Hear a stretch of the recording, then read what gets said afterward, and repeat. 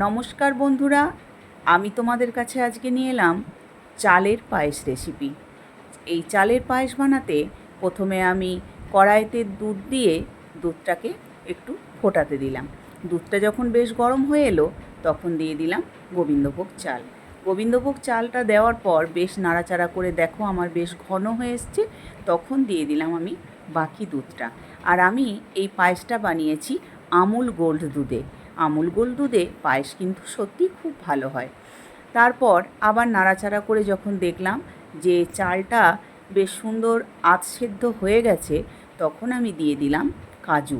কাজুটা দেওয়ার পর আবার বেশ সুন্দর করে নাড়াচাড়া করতে লাগলাম যাতে ডেলা পেকে না যায়।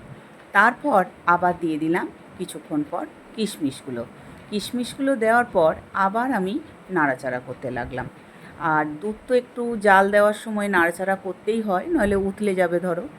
তো তারপর যখন দেখলাম বেশ ঘন হয়ে এসছে, তখন আমি আমার বাকি দুধটা দিয়ে নাড়াচাড়া করে দিয়ে দিলাম চিনি।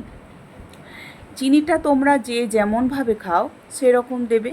আমাদের বাড়িতে একটু মিষ্টি বেশি খায়, আর পায়েস একটু মিষ্টি ছাড়া ভালোও লাগে না। তো আমার দেখো পায়েস রেডি হয়ে গেছে। তোমাদের যদি এই রেসিপি ভালো লাগে তাহলে সাবস্ক্রাইব করে আমার পাশে থেকো।